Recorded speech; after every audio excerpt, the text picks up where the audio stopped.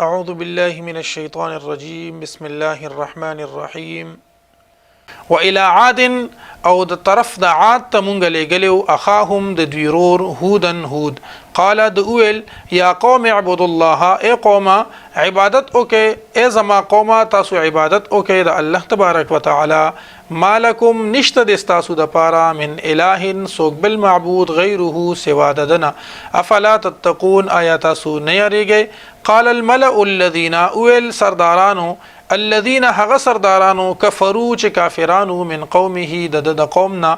ان لنراك بشکا مونږه خامخوینو تا فی صفاحتن په بیوقفتیا کې و انا لنظنک او مونږه خامخا ګمان کو پتا باندې من الکاذبین د دروغجنونه قال د اول یا قوم ازما قومه ليس بي صفاحه نشته د ما کې سبي وقفتیا ولكني رسول لیکن ز رسول يم من رب العالمین د رب د تمام عالمینو د طرفه ابلغکم چې ز ورسوم تاسو ته رسالات ربي پیغامونه د رب خپل وانا لكم او بشکا وانا لكم او ز تاسو د پاره ناصح نصیحت کوونکې ما خیرخواه یما امین امانتدار یما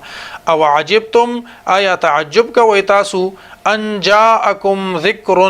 چراغ تاسو ته نصیحت من ربکم د جانب د رب تاسو نه على رجل منکم په یو سړي باندې د تاسو نه لینذرکم د پاره د دې چې او یې تاسو واذکروا او یاد کړئ اذ جعلکم خلفاء چې هر کله هغه جوړ کړی تاسو خلیفګان جنشینان من بعد قوم نوح پس د قوم د نوح علی السلام نه وزادکم او زیات درک تاسو ته ذات زیات یې کړی تاسو فل خلق په جسامت کې بسطتن لوی یعنی تاسو ته فقد او په قامت کې د نورونه زیاتوالی درکړو فذکروا پس یاد کړئ اعلی الله نعمتنا د الله تبارک وتعالى لعلکم تفلحون د دې لپاره چې تاسو کامیاب شئ قالو دوی اول اجئتنا آیا راغلی ته مونږ ته لنعبد الله وحده چې مونږه عبادت وکړو د الله تبارک وتعالى یوازې ونظر او پریږدو ما کان یعبد آباؤنا د هغه عبادت کان یعبد آباؤنا چې عبادت یکولو زمونږه پلارانو زمونږه پلار نیکو فاتنا بما تعدنا فسراول پمونږه بما تعدنا هغه عذاب تعدنا چې ته مونږ سره وعده کوي ان كنت من الصادقین کچریت د رښتونو نه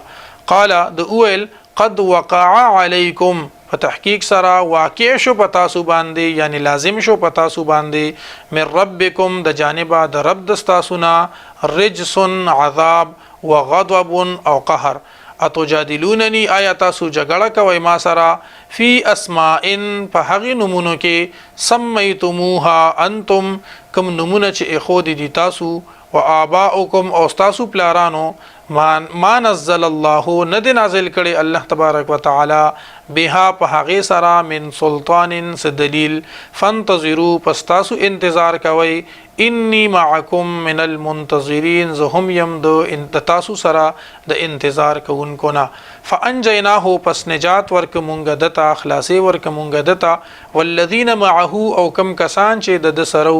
برحمت منا پر رحمت خپل سره وقطعنا او کټ کړل مونږه دابر الذین جړې د هغه کسانو